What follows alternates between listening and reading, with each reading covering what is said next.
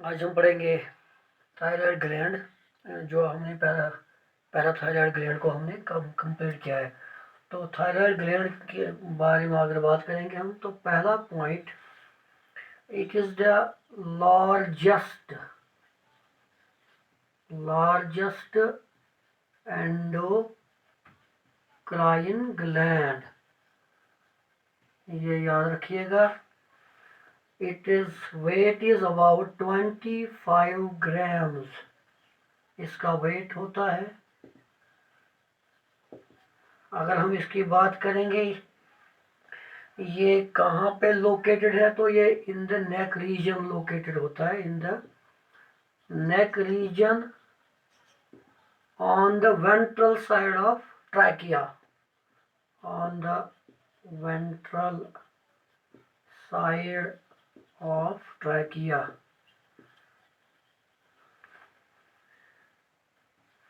अगर बना दे, और इसको हम बोलते हैं, इसके दो लोब्स होते हैं ट्रैकिया के, जो मैं बना देता हूँ यहाँ पे।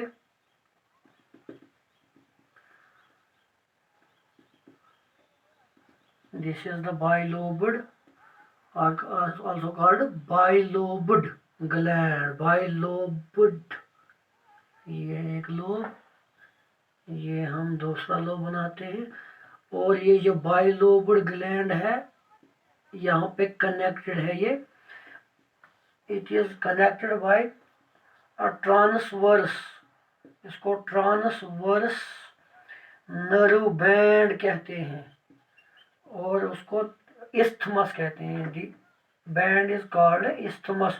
इसी बैंड से ये दो लोब्स कनेक्टेड हैं, जो कि on either side of trachea होता है। और यहाँ पे अगर आप देखेंगे तो मैं लिखूंगा it is bilobed gland. Trachea के वेंट्रल साइड पे होता है, और कनेक्टेड है ये ट्रांसवर्स नर्व बैंड से, जिसको हम इस्थमस कहते हैं। और इसको हम बोलते हैं, दूसरा नाम एच शेप्ड ग्लैंड भी।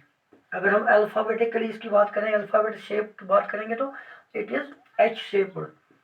एच शेप्ड अगर आपसे पूछा जाएगा कौन सा ग्लैंड एच शेप्ड है, तो thyroid gland H shaped gland है। या हम इसको बोलते हैं बटरफ्लाई ग्लैंड। तो बटरफ्लाई का शेप इसमें है, तो इसको हम बोलते हैं बटरफ्लाई शेप्ड ग्लैंड भी। तो लार्जेस्ट एंडोक्राइन ग्लैंड है, 25 ग्राम इसका वेट है, और नेक रीजन में है on the ventral side of trachea. और बाइलोब्ड है, दो लोब इसमें होते हैं, और दो लोब जो कनेक्टेड होते हैं वो एक बैंड से कनेक्टेड होते हैं, जिसको इस्थमस कहते हैं। अगर हम एनाटॉमी इसकी देखेंगे, एनाटॉमी मतलब अगर हम इसका अंदरून देखेंगे कि अंदर से थायराइड ग्लैंड किस तरह होता है, तो जो थायराइड ग्लैंड को बाहर से कवर करता है, तो जो थायराइड ग्लैंड को बाहर से कवर करता है उसको फाइब्रस कैप्सूल कहते हैं। Fibrous capsule, it encloses the thyroid gland, और थायराइड ग्लैंड को यही रीजन रखता है, याद रखना। It is the fibrous capsule which encloses the thyroid gland and keeps it rigid and makes it rigid. इस फाइब्रस कैप्सूल के अंदर होते हैं स्फेरिकल शेप्स होती हैं, जिनको हम फॉलिकल्स कहते हैं। और थायराइड फॉलिकल्स में लिख दूं यहाँ पे, थायराइड फॉलिकल्स उनको कहते हैं। और थायराइड फॉलिकल जो होते हैं, इनके जो इसका कवर होता है उसको थायराइड फॉलिकुलर एपिथेलियम कहते हैं। जिस वन थायराइड फॉलिकुलर एपिथेलियम। और इसके अंदर जो सेल्स होती हैं, I am drawing the cells inside the thyroid follicles. इन सेल्स को हम बोलते हैं एक्टिनल सेल्स। तो यहाँ पे मैं ड्रा कर दूं, the cells inside the thyroid follicles are called acinar cells. जिन सेल्स को बोलते हैं एक्टिनल सेल्स, ये याद रखिएगा। और जो थायराइड जो फॉलिकल्स हैं, they are connected to each other by a connective tissue. इनको कनेक्टिव टिश्यू जो होता है, कनेक्टिव टिश्यू से ये कनेक्टेड होते हैं, ये सारे थायराइड फॉलिकल्स। मैं बात कर रहा हूँ एनाटॉमी ऑफ थायराइड ग्लैंड की। तो इस कनेक्टिव टिश्यू में कुछ और सेल्स स्कैटर्ड होती हैं। यहाँ पे मैं रख दूँ ये वाली सेल, चलो यहाँ पे रख देंगे, स्कैटर्ड होते हैं इसी कनेक्टिव टिश्यूज में। इन सेल्स को हम बोलते हैं पैरा फॉलिक्यूलर सेल्स। इनका काम क्या है वो मैं बता दूं आपको। और इसके अंदर एक और चीज होती है, मास होता है इसके अंदर, जिसको हम बोलते हैं कोलाइड। कोलाइड, और कोलाइड होता क्या है, एक्चुअली होता है ये इनएक्टिव थायरोग्लोब्यूलिन। इनएक्टिव थायरोग्लोब्यूलिन। और जब थायरोक्सिन जो सिक्रीशन एक्टिव स्टिमुलेट होती है तो वो इसी से सिक्रीट होती है। थायरोग्लोब्यूलिन से ये सिक्रीट करता है इसको, थायरोक्सिन को। और मैं बता दूं, अभी मैं बता दूं, जो इसकी सिक्रीशंस होती हैं वो मैं बाद में लिख दूं, लेकिन आपको याद दिला दूं, जो यहाँ पे ये मैंने लिखा है एकिनल सेल्स, ये वाली सेल्स, इन एकिनल सेल्स की, यही एकिनल सेल्स सिक्रीट करते हैं थायरोक्सिन को। और जो पैराफॉलिकुलर सेल्स हैं ये दूसरे हार्मोन को सिक्रीट करते हैं जिसको बोलते हैं थायरोकैल्सिटोनिन और सिंपल कैल्सिटोनिन। तो मैं आपको बता दूं थायराइड ग्लैंड से कौन से हार्मोन सिक्रीट होते हैं।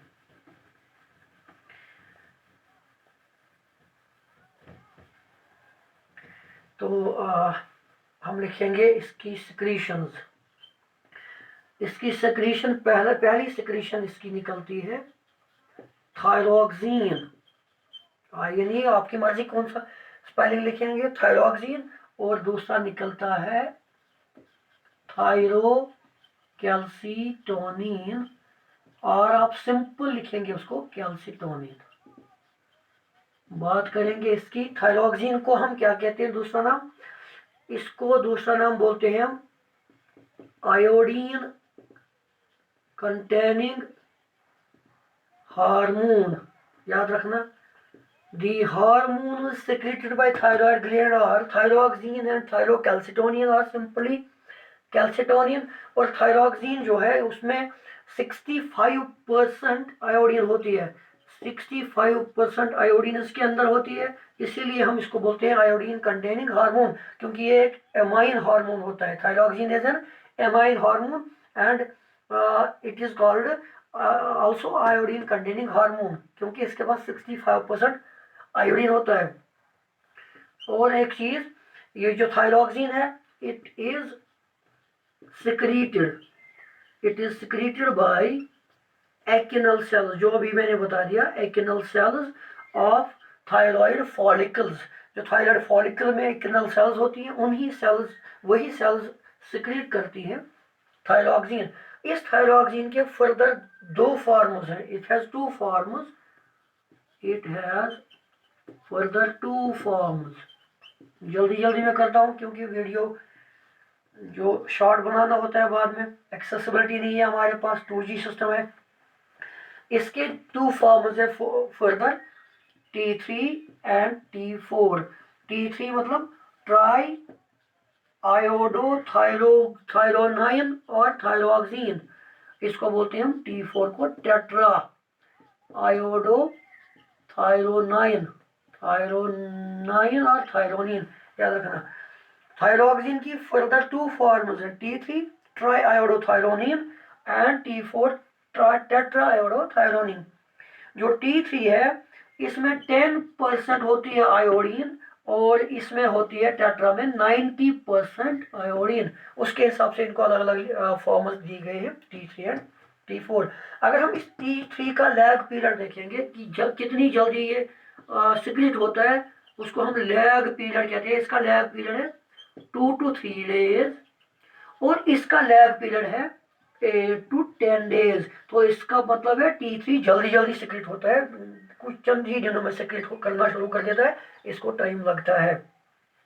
तो ये बात हो गई थायरोक्सिन की। उसके बाद हम करेंगे इसके डिसऑर्डर्स की। अब यहाँ पे लिखा हुआ है थायरोकैल्सिटोनिन, इसकी बात कर देंगे हम।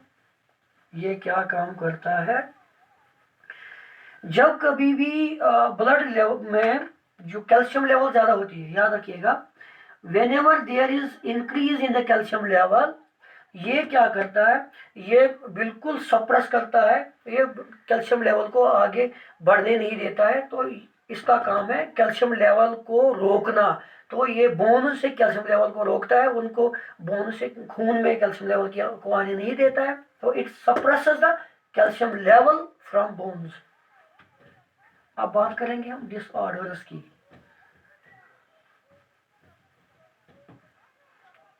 डिसऑर्डर्स,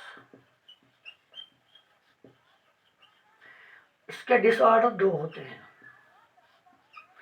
पहला डिसऑर्डर कहलाता है हाइपोथायरॉयडिज्म।